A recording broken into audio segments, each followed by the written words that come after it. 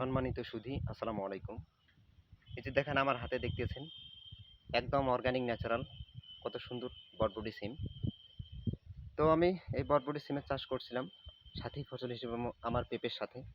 তো মাশাআল্লাহ আলহামদুলিল্লাহ অনেক লাভবান হয়েছি। তো আমি এই ভিডিওটা করতেছি আপনাদেরকে একটা উপদেশ দেওয়ার জন্য।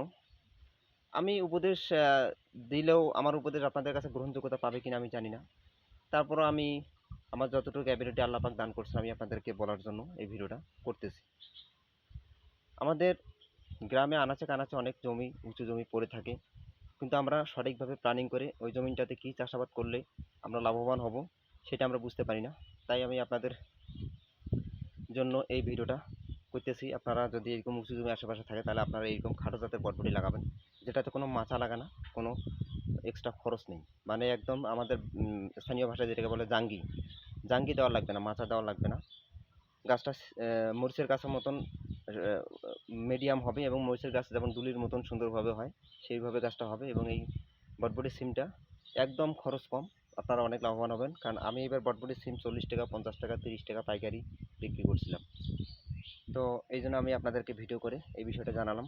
এখন আপনাদের নিজের সিদ্ধান্ত, কারণ আমি যা কিছু করে সফলতা অর্জন করছি তাই আপনাদের সামনে তুলে ধরতেছি, যাতে আপনারাও উৎসাহিত হয়ে আপনারাও বেকার না থেকে ওই চাকরির পিছনে ধান্দা না দিয়ে চাকরি নামক আধুনিক দাসত্বর স্বপ্ন না দেখে নিজে একটা কিছু করুন।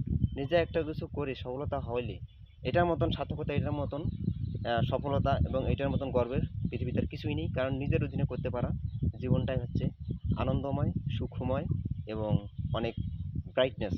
তো আপনারা সবাই ভালো থাকবেন, মানে সকলের সুস্বাস্থ্য কামনা করে আমি আমার সংক্ষিপ্ত ভিডিও এখানে শেষ করতেছি। আর একটা কথা মাথায় রাখবেন, কৃষি পেশা হচ্ছে পৃথিবীর মেরুদণ্ড। কৃষি হচ্ছে পৃথিবীর নিঃশ্বাস। কারণ আল্লাহ পাক আমাদের এই কৃষিকাজ করাই বিধায় আমরা 3 বেলা 3 মুঠো খেতে পারি। বিভিন্ন ধরনের ফল, সুস্বাদু ফল, শাক সবজি সব কিছুই, মাছ মাংস সব কিছু কৃষির মধ্যে ইনভলভ। তাই কৃষককে ফুল রেসপেক্ট করবেন। ধন্যবাদ।